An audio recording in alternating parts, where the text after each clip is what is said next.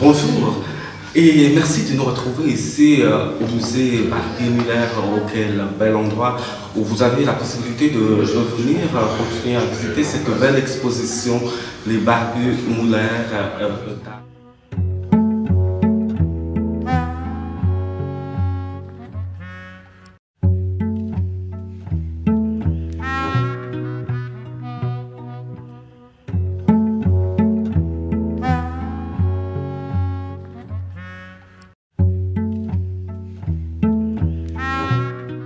Le but est de créer, de nouer, de renforcer les liens littéraires et culturels entre les auteurs suisses et les auteurs africains continentaux. En février dernier, nous étions à Kinshasa, Lloyd Tillmans, qui est à ma gauche, et Anne-Sophie Sibilia, dans le cadre de la fête du livre de Kinshasa. Nous ne savions pas alors qu'une vague coronique s'abattrait sur nous. Raison pour laquelle les deux correspondants, respectivement de Lloyd Tillmans et de Anne-Sophie Sibilia, c'est-à-dire Vissi Bangala et Ali Richard Moutou, n'ont pas pu être des nôtres.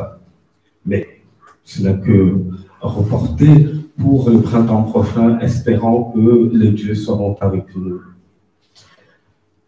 Pour continuer, ou avant de continuer, je voudrais remercier ceux qui sont avec nous, ceux qui ont pris la peine de venir, qui sont masqués. On respecte les règles de distanciation, mais pour mes invités, on va faire avec, je pense qu'on devra faire sans masque pour pouvoir se faire comprendre.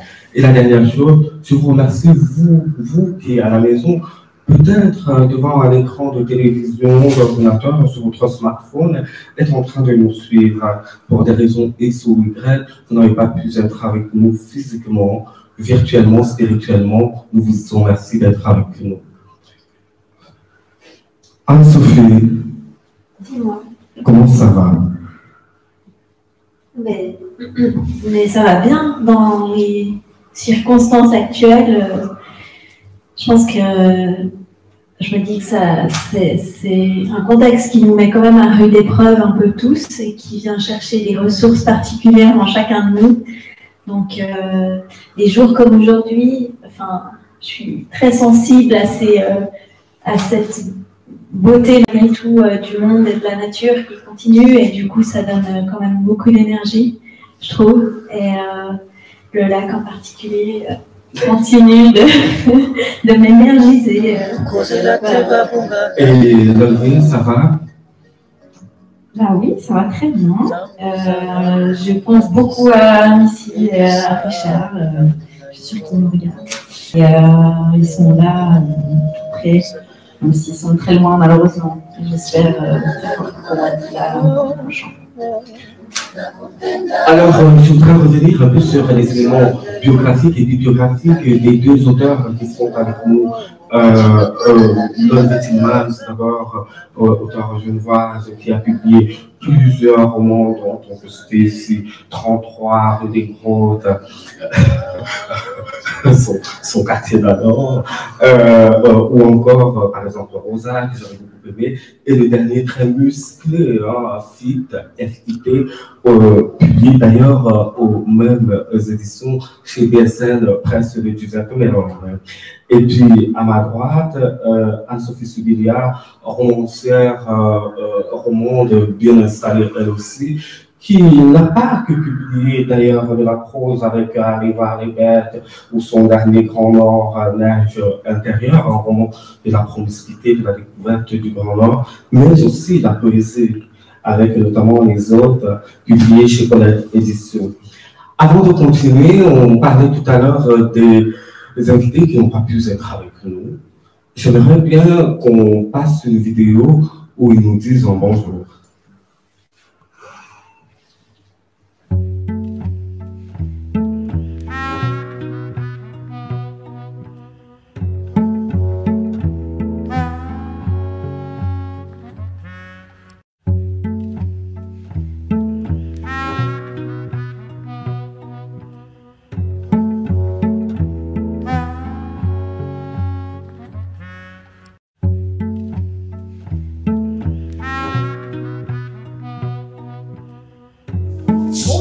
bonjour à tout le monde. Beauté, Django. Bisous, bisous. Mouah. Bonjour de Kinshasa, merci beaucoup. Salut, on est là, Nous sommes là avec vous en tout cas. Salut tout le monde, bonjour Maxou, bonjour Lolvé, bonjour Anne-Sophie. Heureuse d'être avec vous, même dans le virtuel, mais de cœur, on est avec vous ensemble. Je suis Missy Bangala. Miss Bangala, je suis initiatrice du Café littéraire de Missy, qui est une plateforme qui s'occupe principalement des rencontres littéraires et des ateliers d'écriture et de lecture et des ateliers de créativité, formation pour enfants et jeunes adultes. Donc voilà, dans ce projet, je suis en binôme avec Lolvé Tillmans, où j'ai eu à échanger pendant plusieurs mois. Avant sa venue ici à Kinshasa lors de la fête du livre, sa venue était vraiment un moment de bonheur que j'ai eu à partager avec elle, de lui montrer un peu ma ville. On a fait tout un mois ensemble à découvrir d'autres coins de la ville de Kinshasa que moi-même je ne connaissais même pas. C'était un réel plaisir d'avoir été appelée par Max pour participer dans ces projets Genève-Africa, la correspondance. Et les livres que vous traînez entre vos mains étaient vraiment un moment merveilleux que j'ai eu à partager avec Lolvé. Les échanges effectués avec elle, c'était des histoires enfouies en moi, de la mémoire que j'avais dans mon enfance et de maintenant. Par rapport à certaines situations que je vis tous les jours, j'ai eu un autre regard au fait par rapport à beaucoup de choses. Et c'est grâce à cette correspondance que j'en suis arrivée à certaines conclusions et même à avancer dans certains projets. C'est vraiment une expérience grandiose que j'ai eu à partager avec Lolvé et Max. Alors j'ai dit merci au projet Genève-Africa et je suis sûre qu'on a encore un long chemin à faire avec cette correspondance. Même si on n'est pas avec vous aujourd'hui, on sera avec vous pour le printemps à venir. Merci encore et pour les cafés littéraires, on a plusieurs projets au fait pour nos rencontres littéraires qui continuent ici à Kinshasa. On a aussi d'autres initiatives en matière de livres qui vont apparaître en début d'année prochaine. Peut-être qu'on va vous les présenter aussi au printemps prochain pour le Salon du Livre de Genève. Alors moi c'est Richard Ali, je suis écrivain, auteur de quelques publications. J'écris à la fois en lingala et en français. D'ailleurs mon dernier roman a été écrit en lingala intitulé Bamba Kisa Makambo, traduit en français et en anglais. Actuellement je suis responsable de la bibliothèque Wallonie-Bruxelles. C'est donc dans cette bibliothèque qu'on est en train de réaliser ces petits spots pour le projet Genève-Africa, la correspondance. Donc, j'ai eu à participer avec grand plaisir dans ces grands projets de Maxou, notre très très cher tonton Maxou, qui nous a embarqué dans cette belle aventure Genève-Africa, où j'ai eu comme binôme Anne-Sophie Soubila, très très brillante écrivaine, brillante personne aussi, généreuse personne que j'ai découvert, que j'ai eu à découvrir en tout cas, et qui m'a permis comme ça d'avoir un œil sur la ville de Genève, sur la Suisse en tout cas. J'en ai beaucoup appris sur sa vie à elle-même en tant qu'individu, en tant qu'auteur, mais aussi sur cette ville que je n'ai plus jamais encore visitée. Mais voilà, je pense que j'aurai l'occasion de visiter dans les jours prochains. On nous a parlé du printemps prochain. C'était un moment merveilleux, en tout cas. On a passé beaucoup de mois comme ça à s'envoyer de correspondances et des courriels. Et aujourd'hui, ça tombe comme ça à être publié. Et voilà, c'est ouvert à tout le monde. Et dire que quand on a démarré les projets, nous ne savions pas que ça allait finalement être édité. Mais voilà qu'aujourd'hui, c'est ouvert à tout le monde et c'est tout un bonheur. Comme projet, à l'instant, je suis en train de travailler sur un prochain roman, un autre roman écrit qui est en train d'être écrit en lingala encore. C'est le titre Kindoki. Voilà, j'habite Kinshasa, là je travaille sur un titre un peu plus spécial, c'est tout un concept Kindoki. Ce qui est en cours maintenant de publication, en tout cas le roman qui arrive après mon tout dernier Bamba, c'est Et les portes sont des bouches. D'ici novembre en tout cas, ça sera publié. Voilà, en sus de cela, nous continuons à animer beaucoup d'activités littéraires ici à Kinshasa, de rencontres littéraires ici à la bibliothèque, mais aussi la grande rentrée littéraire de Kinshasa, notamment la fête du livre de Kinshasa pour l'année prochaine, et aussi l'Association des jeunes écrivains du Congo. Voilà une structure que j'ai eu à créer ici en RDC. Ok, au revoir, merci. Et on a été heureux, voilà, de partager tout ça avec vous. Ok. Bye bye. À très bientôt. Merci, merci Maxou, merci Anso, merci Levé. Merci Levé. Merci Genevoise et Genevois. À Voilà. très très bientôt au printemps prochain. Voilà. Gros bisous à tout le monde.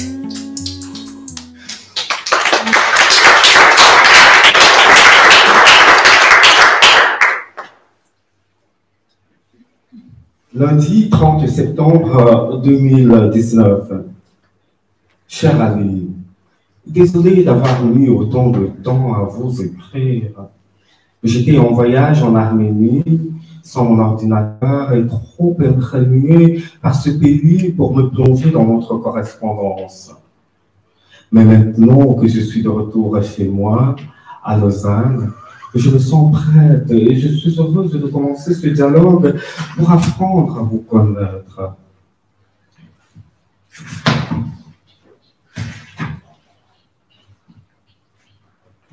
Jeudi 3 octobre 2019. Salut, chère Anne-Sophie. J'étais lu avant-hier et j'en suis fort ravi. Je salue cette idée géniale de Masque de nous mettre ainsi en contact pour nous connaître, découvrir par la voie épistolaire avant une rencontre physique que l'on attend tous impatiemment d'ici février à la fête du livre de Kinshasa qui, je crois, changera d'ici là de nom. Voilà que j'en révèle comme ça des choses qui sont encore en discussion. Je suis vraiment quelqu'un à qui on ne peut pas confier des secrets. Lol. Quel commentaire tu en fais? Ben non, mais moi, je recevais ce genre de choses et évidemment, ça me remplissait de pas mal de gaieté parce qu'il y a énormément de rebondissements dans la prose de Ali. Il y a cet humour, ce jeu de ce qu'on révèle et ce qu'on ne révèle pas, et il est conscient de ça. Et donc, c'est déjà tout un jeu littéraire, en fait, qui nous livre dans ces Et le tutoiement, parce que tu commences, toi, ta lettre en disant vous, et lui, il répond tout de suite salut, il ne dit pas cher, il dit salut Anne-Sophie, et il t'adresse très rapidement. Et ouais, alors, ce que j'ai bien aimé, c'est que il le thématise, en fait. Enfin, du coup, ça nous a permis aussi de réfléchir à cet usage, cette forme de politesse qui peut être entravante. Enfin, moi, je le dis ensuite dans une autre lettre. Merci de m'avoir délivré du vouvoiement. Enfin, mais d'entrée de jeu, je ne savais pas du tout à qui je m'adressais. Et puis bon, il y a aussi un certain charme au vouvoiement.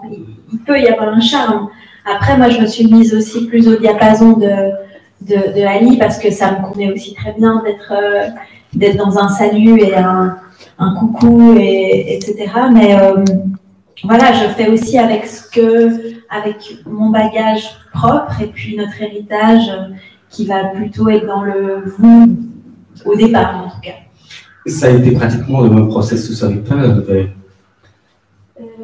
pas tout à fait, parce que moi j'ai commencé avec vous, Missy a répondu avec vous, et en fait c'est toi qui as dit maintenant arrêtez avec le vous. Moi je trouve ça assez charmant, le vouvoiement, honnêtement, et je le vois pas comme une distance, je le vois comme une marque de respect, pas de. Voilà, mais c'est sûr que on passe au-dessus aussi très bien. Et puis après, quand on se connaît vraiment, ça ne me viendrait pas l'idée maintenant de vous voyez ici. Non, c'est bien. Au-delà du vouvoiement, pour continuer, il faut dire que j'ai moi-même dirigé cette correspondance, c'est-à-dire que de temps en temps, il y a des questions tout au début de la correspondance, par exemple, les premières questions qui sont posées conjointement à Melba Tillmans et à Miss Bangala, c'est le mardi 4 septembre 2019, je pose deux questions. La première, présentez-vous. Qui êtes-vous? Auteur, artiste, femme, suissesse, congolaise, mère, épouse, africaine, européenne, comment vous définissez-vous? Blanche, noire, pourquoi? Et la deuxième question, c'est qu'attendez-vous de ces échanges? Et là, la première lettre de l'Olvé, c'est celle du 9 septembre 2019, elle dit: Chers messieurs, nous voici face au si commun et pourtant si difficile exercice des présentations, en particulier avec ce pourquoi souligné en gras par notre Max. J'ai pensé que vous pourriez me connaître un peu si je vous écrivais comment petit à petit les différentes facettes de mon identité me sont apparues. Les différentes facettes de mon identité me sont apparues. Et après, tu déballes les unes après les autres les facettes de l'identité. Moi, j'avais jamais entendu parler des facettes d'une identité dont, comme on va le voir dans le texte, c'est surtout des identités féministes. Oui. En fait, pour moi, l'identité, mais pas seulement la mienne, je suis persuadée, à peu près toute personne, ça ne peut pas être une chose. C'est forcément un kaléidoscope de choses qui forment l'identité d'une personne. À la base, on est tous des êtres humains, ça c'est la première chose. Et puis après, ça va se diviser en fait en une multitude de choses qui finalement vont être l'identité, l'individu. Et c'est des choses auxquelles je réfléchis beaucoup et qui là, il fallait se présenter. Je me suis dit, en fait, oui, voilà, ça va peut-être aider Missy à voir un peu qui je suis, si je lui raconte un peu comment j'ai découvert moi-même ces identités dans mes expériences et ma vie. Parce qu'il y a des identités qui sont là et on ne les choisit pas. Par exemple par exemple, tu disais des points de vue féministes. Par exemple, être une femme ou devenir une femme à la puberté, c'est pas quelque chose que j'ai choisi, c'est quelque chose qui est arrivé et que j'ai plutôt subi personnellement. Et donc voilà, ça c'est une identité que la vie, que la biologie m'a imposée. Voilà, puberté, XX, et tu deviens une femme. Et puis ça a induit une réaction. C'était un moment pas très heureux. Donc après, oui, je suis devenue féministe. Ça, c'était mieux. Et comment tu as perçu ce féminisme au Congo, à Kinshasa, en février dernier? Est-ce que tu as pris des notes, par exemple, dans tes carnets par rapport au comment les autres femmes locales vivaient par rapport à ce que toi, tu as l'habitude de vivre? Oui, j'ai pris pas mal, j'ai pris quelques notes et aussi des paroles de certaines Congolaises parce qu'on a eu l'occasion durant la fête du livre de rencontrer des gens. Et le premier matin, c'était un cercle de paroles entre femmes, artistes, tout confondu. Et il y avait des paroles, en fait, il y a eu 2-3 mots qui ont été dits et qui vraiment m'ont frappé. Mais par exemple, la place de la femme au Congo, aucune. La femme est la plus maltraitée, elle est la plus timide, cherche des choses pour se défouler, mais elle a des choses à dire dans son cœur. Elle doit se battre pour qu'on la considère.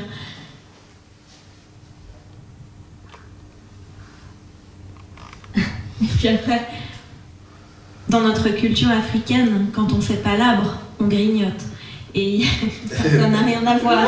Mais ce moment-là, pour moi, a été vraiment très marquant. Parce que ça disait beaucoup, ça disait long sur le rôle de l'art et sur le combat que ça peut représenter pour certaines femmes. Il y avait une styliste, il y avait dessinatrice, il y avait de tous âges, danseuses. Et puis, c'était bien plus... Là, pour le coup, il n'y avait pas de... Enfin, pour moi, il y avait quand même une grande différence par rapport à nous qui écrivons ici en Suisse, où on a quand même une liberté assez énorme, ou en tout cas, on peut beaucoup plus facilement la saisir, s'en saisir. Et donc, oui, j'observais ce genre de bribes et de choses, mais ça ne fait pas non plus une vérité générale, parce que mon séjour était tellement court aussi. Donc ça restait des éclats, mais qui peuvent percuter comme ça. Ouais. Alors, moi je vais vous lire quelques petits extraits de la première lettre que Missy m'a envoyée, que vous voyez un petit peu sa personnalité, là, vous l'avez juste entrevue. Donc elle se présente aussi, elle fait un peu le même exercice que moi. Petite, avec un côté curieux et turbulent à souhait, j'avais trop de vocabulaire pour une enfant de mon âge, et surtout je savais déjà ce que je voulais devenir. Imaginez, une fillette dans la banlieue de Kinshasa, rêvant de devenir une ballerine. J'ai bercé cette idée longtemps en moi, au point que toute la maison savait qu'on devait inscrire Miss dans n'importe quelle compétition de danse à Kinshasa, et grand bien me fasse, j'en sortais toujours championne. Avec l'idée de faire tout ce que je voulais sur Terre, sans limite, et mon père m'appelant Jocelyne, en honneur à son idole, Jocelyne Berrera, je me voyais déjà au top du monde, dansant avec mes pointes. La littérature m'a trouvée à cause de la distance. Mon refuge était mes jouets, la télé et la lecture. À un moment, mon père l'avait découvert et il me ramenait des livres. Des livres dont je devais faire un résumé pour lui, par écrit, chaque dimanche, qui était notre jour de rencontre, et il corrigeait mes écrits. Des fois, même il les complétait en me poussant à réfléchir autrement. Ma sœur aînée, par contre, elle me demandait de lui relater ma vie de tous les jours à Kinshasa, et elle en faisait de même pour sa vie parisienne. Au début des années 90, je découvre Claire Chazal et Chantal Kenigbo, des journalistes vedettes sur TF1 et OZRT, Office zaïrois de radio-télévision. Et j'ai eu mon épiphanie de ce que je voulais devenir, une journaliste, le beau métier. Celle qui peut aller rencontrer tout le monde partout et surtout sans restriction. C'était décidé, je deviendrais journaliste, rallier les gens et voir le monde était très alléchant comme idée. Je vis enfin seule, je découvre le quotidien des autres auxquels j'ai tant rêvé. J'avais déjà voyagé plusieurs fois en court séjour, un peu partout, le Kenya, la Côte d'Ivoire, le Togo, les provinces de la RDC. Je découvre l'Afrique du Sud, et j'y suis allée après un ras-le-bol du quotidien, sans même prévenir ma sœur. J'avais accepté un travail de correspondance entre l'Afrique du Sud et la RDC lors du dialogue bilatéral. Je vous épargne les blablas de ces rencontres entre le gouvernement de Thabo Mbeki et celui de Joseph Kabila. Ce qui est super, c'est que j'y ai bénéficié en tout, en apprentissage et surtout en endurance. Le plus beau moment a été la rencontre avec la Mama Africa, Myriam Makeba. La Mama parlait lingala. J'étais déjà milieu, imaginant fuyant l'apartheid de Zaïre, et bien évidemment, elle a pris la langue pour se fondre dans la masse. J'étais dans un nuage à échanger avec elle. J'en avais oublié que j'étais là pour un boulot. Malheureusement, le caméraman était là pour le rappel. J'étais tellement dans la zone que le reste me semblait superflu. Et quelques années plus tard, elle rejoignait les étoiles dans le ciel. Étant à nouveau en Afrique du Sud, cette fois-ci à Cape Town, j'étais effondrée. J'ai eu plusieurs émotions d'un coup. Tristesse, vide, l'inachevé, perte et autres que je ne sais décrire. La maman africaine s'en était allée. Rutshuru, une ville qui m'a laissé tellement de traces sans y avoir vécu longtemps. Sac à dos ou à bon de bière des fois, explorons ce village. Beaucoup m'appelaient Blanche aussi. Ça m'a pris du temps pour leur faire comprendre que j'étais tout aussi noire qu'eux. Ville dévastée, meurtrie et à reconstruire avec le JRS, Service jésuite des réfugiés, pour sensibiliser sur le sida et surtout faire le monitoring sur les écoles en reconstruction. Une expérience qui m'a laissé des traces indélébiles quand j'y pense. J'ai aidé à reconstruire des écoles, c'est le futur de mon pays. Ah, oui, je ne serais pas moi si je ne parlais pas de Kisangani. Bien évidemment, c'est la ville de naissance de ma mère. J'y suis allée avec un cinéaste, Gilbert Balofo, le petit frère du grand Balofo Bakopa Kalinda. Une ville à l'image du pays, des immeubles avec des trous de balles, dévastés par la guerre. Malgré tout, un brin d'espoir dans mon coin de paradis. Une arrière-grande-tante de ma mère avec qui j'aurais aimé passer plus de temps. Du haut de ses 80 ans, Mama Komodzi était la rencontre de ma vie. On savait voir à travers ses rides combien elle était belle, et pourquoi ce surnom de Mama Kinshasa lui allait si bien. Elle m'a tellement choyée, portée et bercée que je me sentais revenir bébé. Cette dame que je venais de rencontrer était mon autre moi. Elle se levait chaque jour à 4 heures, ou plus tard 5 heures du matin, pour aller dans son champ. Elle me faisait des plats à te mordre la langue, au point que mon palais ne supportait plus autre chose que sa cuisine. Qu'est-ce qu'elle me manque. Je suis un peu comme un pot pourri. Je suis moi, Miss, qui aime se perdre dans les ouvrages, pendant des heures, se perdre dans sa tête, regarder le monde de loin, souvent sans en faire vraiment partie. Cette distance que je mets entre moi et certaines choses de la vie. Voilà ce que je pense que je suis pour l'instant. Demain, ce sera peut-être autre chose. À bientôt, chère bébé. Miss. Génial, vraiment. J'entends pour moi, c'est ça même la correspondance, parce qu'on a pensé pendant longtemps que c'était un genre en voie de disparition, parce que voilà, le papier n'est plus tout à fait à l'amour, et puis les conditions écologiques et les contraintes, même si le courriel n'est pas très très différent en matière de planète, mais là n'est pas la question. La question c'est qu'est-ce que c'est que la correspondance et comment ça s'est manifesté ici en 2.0 entre des personnes qui ne partageaient alors absolument rien jusqu'alors.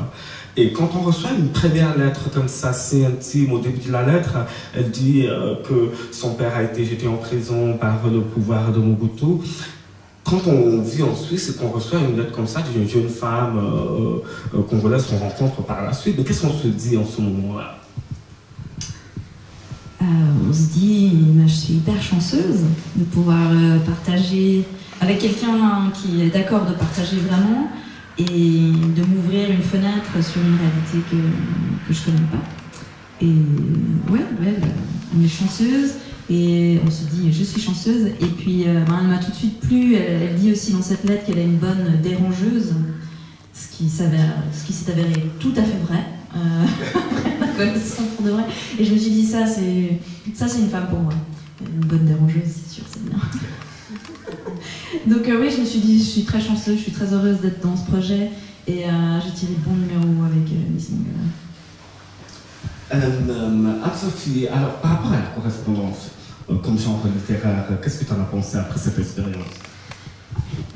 Moi j'étais très fascinée par le fait que Ali s'emparait complètement de nos lettres aussi pour finalement faire des proses qui pouvaient être des petites pépites littéraires, qui pouvaient être des passages de romans ou de... l'une de ses premières lettres raconte la venue au monde de son fils. Et puis il y a ce déroulé comme ça où il prend la voiture pour aller retrouver sa femme à la maternité, etc. Enfin, j'ai très envie de vous la lire, évidemment, mais il y a de l'action, il la met en scène. Et du coup, moi j'étais effectivement saisie par cet univers-là. Et là, ça me faisait beaucoup réfléchir à ce potentiel de la lettre comme lieu vraiment aussi, par rapport à notre travail, à notre métier, comme lieu d'expression vraiment où on peut peaufiner, affiner, ou en tout cas démarrer aussi des récits qu'on porte en nous, qu'on a très envie d'écrire à un moment ou à un autre. Et là, l'occasion se présente. Et j'aimais beaucoup que mon correspondant prenne le temps pour ça. Je sais que ça lui prenait beaucoup de temps de m'écrire. Et qu'il en profitait aussi vraiment pour faire récit. Jeune père, écrivain, responsable de bibliothèque et tout, ça faisait beaucoup, mais il faut dire aussi que je relançais de temps en temps quand je trouvais que ça se calmait, parce que chacun a sa vie, donc je faisais une petite cure de rappel, allez, ne vous laissez pas aller, allez. Et puis là, on se rend très bien compte que la personne commence un email, elle est lasse, voilà, une journée compliquée. Et puis petit à petit, deuxième, troisième phrase, on entre dans le récit d'une journée qui a complètement un lien avec une vie. Et on commence à ouvrir des box, Je vais peut-être te laisser lire un extrait de courriel de Richard Ali sous une musique de Lokwa-Kwanza, famille. Ouais, ce ne sera pas le récit de la maternité, je vous laisserai le plaisir de le découvrir. C'est un peu plus tard, en fait c'est pendant le confinement, on a continué de s'écrire. Et...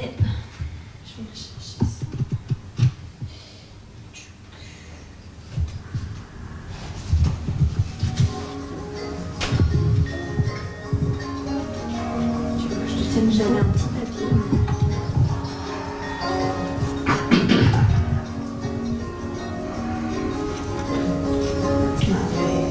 Merci. C'est au milieu d'une lettre que je commence. Tiens, aujourd'hui c'est le 20 juin. On a vécu un grand événement politique et judiciaire au pays. La condamnation à 15 ans de servitude pénale au premier pour détournement des deniers publics et blanchiment des capitaux contre l'ex-directeur de cabinet de l'actuel chef de l'État. Son procès avait tenu toute la République en haleine pendant ce temps de confinement. Nous passions parfois toute la journée, tous devant nos petits écrans, pour suivre le déroulé de ce procès sur la télévision nationale. Un procès qui aura fait couler beaucoup d'encre et de salive. Le pauvre, il avait soutenu la candidature de celui qui dirige actuellement le pays, le président Félix Tshisekedi, qui lors des élections présidentielles précédentes était candidat numéro 20, et voilà que son DIRCAB a été condamné aujourd'hui le 20 juin 2020 à 20 ans de travaux forcés. Ceux qui aiment faire parler les chiffres étaient plus que servis aujourd'hui. Lol. Le Congo, mieux, Kinshasa, c'est aussi ça, très cher Anso. Les actualités et le buzz en cascade.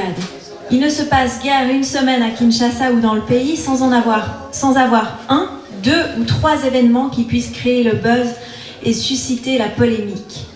Dernièrement, sur la toile, j'avais dit « L'écrivain congolais est un des rares auteurs les plus gâtés par leur pays en termes d'actualité. » Donc des sujets à gogo pour ses fictions. Il lui suffit de tourner la tête à gauche puis à droite pour avoir de quoi remplir en l'espace de quelques heures 7 à 12 pages. Son pays le gâte. On n'a pas encore écrit le 1% de ce que l'on doit écrire sur ce pays nôtre, la RDC. Sans s'en rendre compte, le premier mois du confinement s'était vite passé.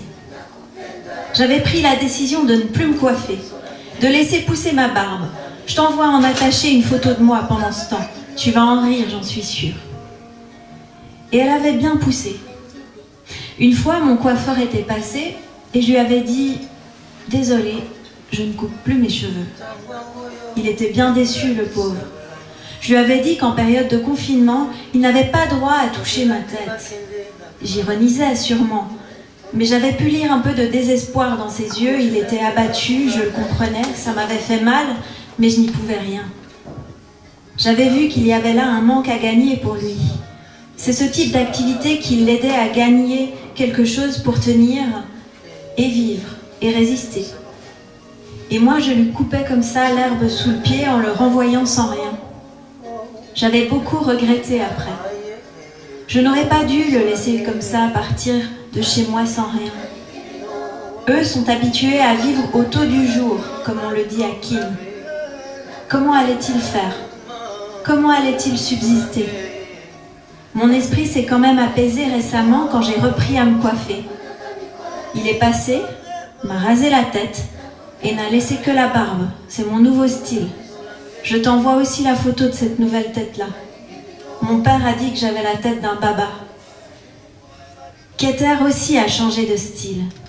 Il a maintenant de petits locks. Je ne sais pas si j'appelle ça comme il se doit. Ça lui va à merveille. Sa maman adore ça. Moi, je n'ai que mes yeux mouillés pour admirer ce bonhomme qui grandit chaque jour.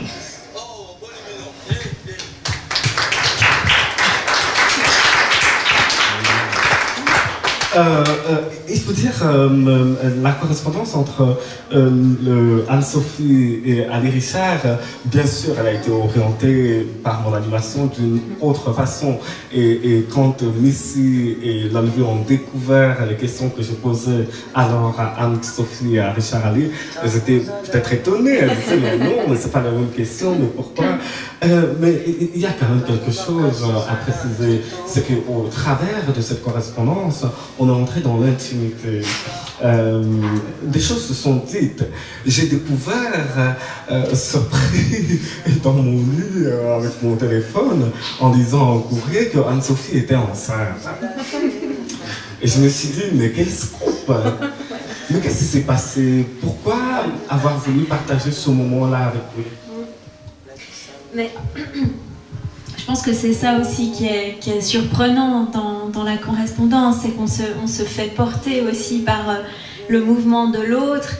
Et puis il y a la conscience aussi que c'est des moments singuliers qu'on s'offre. Alors effectivement, après j'étais consciente, quand je l'ai dit, j'étais consciente que ça allait aussi du coup être rendu, enfin sortir de nous et de notre cadre strict.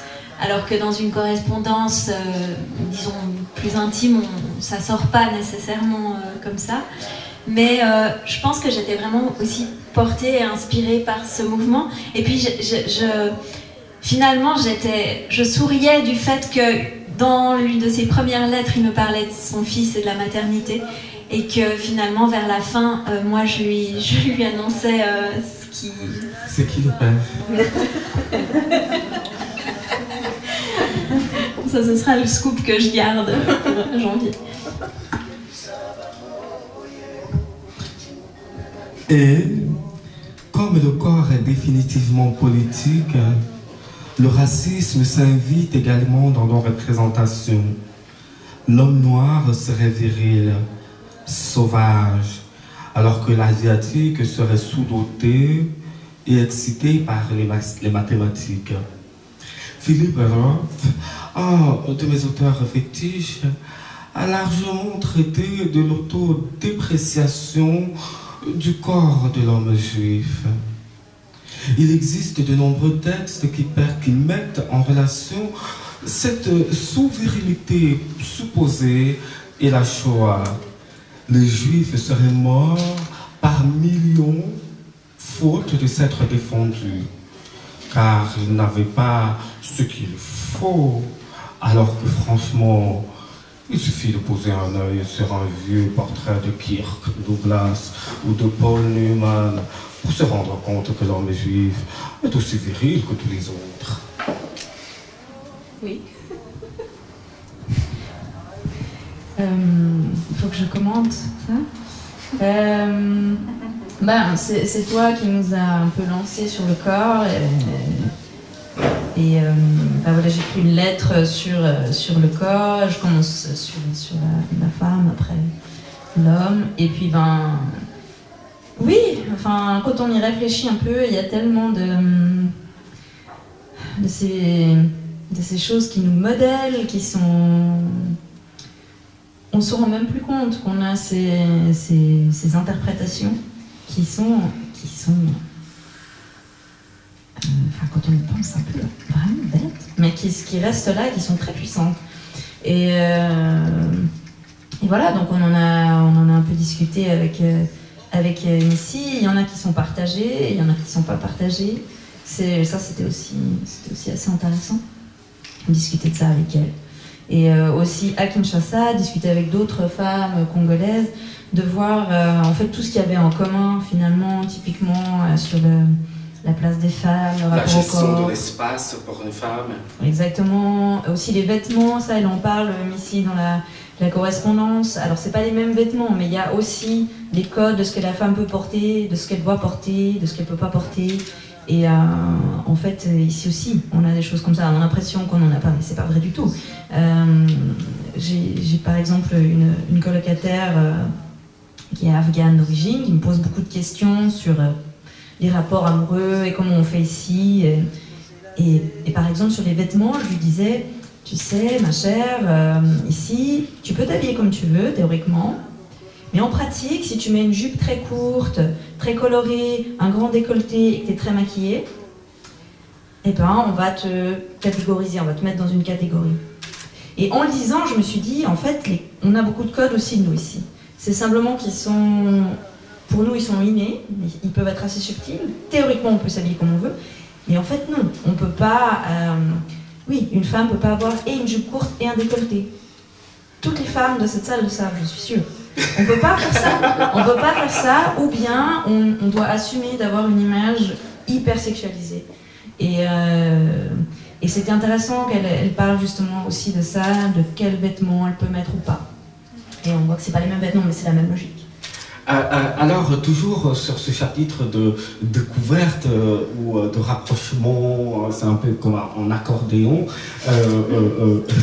Richard Ali parle à un certain moment, en fait, tu lui parles de ton village, et puis tu lui dis que Lausanne, finalement, il ne se passe rien, c'est un petit village, et il répond en disant, mais laisse-moi bien rire, Lausanne, un village, viens donc au Congo voir ce que sont les villages. Tu peux te raconter Oui, non, bah c'est toujours... comment dire? C'est toujours tellement relatif, ces choses-là. Moi, évidemment, j'avais un peu Kinshasa dans l'esprit, sans y être encore allée, et je me figurais Lausanne comme une ville, ce qu'elle est, quoi, excessivement tranquille et... Enfin, ouais, d'une paisibilité, si on la compare à Kinshasa. Donc j'avais Kin dans l'esprit.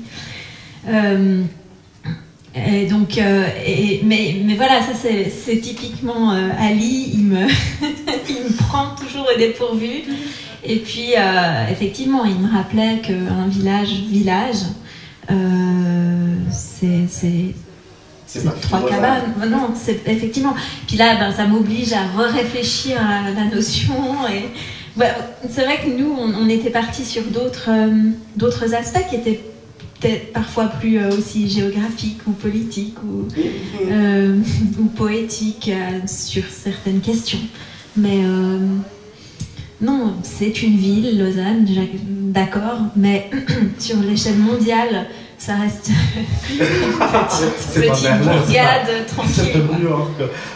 Juste avant de continuer, c'est-à-dire avant de donner la parole au public pour ceux qui aimeraient poser une ou deux questions, je voudrais rappeler que bien sûr nous avons pensé à vous, une belle verrée était prévue, mais pour les conditions que nous n'allons pas rappeler, nous avons prévu des petits sacs, un petit sachet, une belle pensée, donc comme ça pour chacun de vous. Oui, la parole publique, est-ce que vous avez quelque chose à dire en commentaire?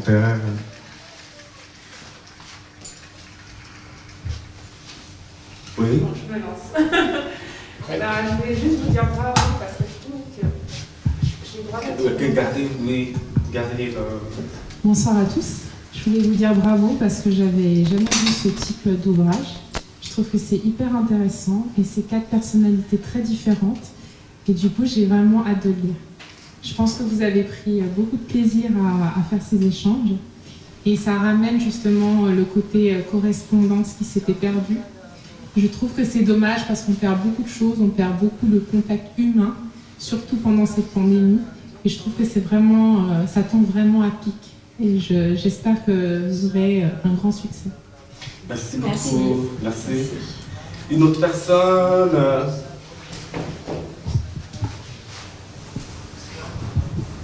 Ouais. Bonjour. J'aurais juste une question. Pourquoi en fait avoir choisi en fait la correspondance entre Genève et Kinshasa et pas Genève et je sais pas une autre ville pour en fait cette première édition. Enfin, je sais pas si en fait il y en aura d'autres, mais voilà, juste savoir.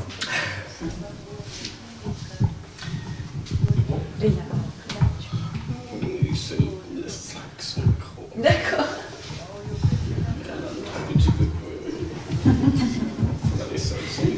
Est-ce que je peux avoir l'autre micro? Très bonne question. Alors, tout ce que nous faisons aujourd'hui, ce vernissage dans des conditions particulières, c'est un rendu concret, j'en suis fier quand même. Nous sommes très fiers de cela. Ça n'a pas été toujours facile. Lorsque j'ai pensé mettre... voilà, lancer une petite échelle comme ça de discussion entre des Africains et des Suisses. Bah, c'est déjà parce que je suis camerounais d'origine et genevois et je voyage beaucoup entre les deux continents.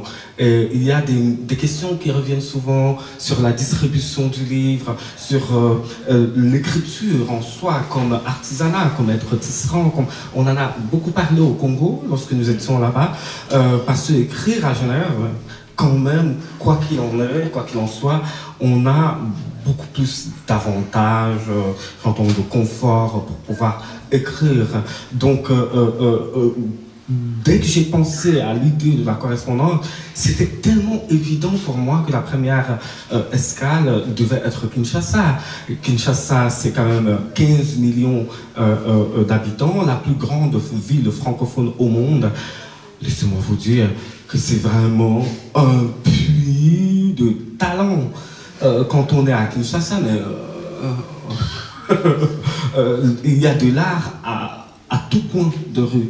Et pour moi, c'était évident de partir à Kinshasa et de commencer là-bas.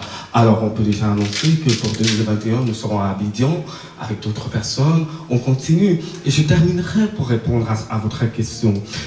Vous savez, je peux le dire, moi, vous avez très mal vécu la première vague coronique.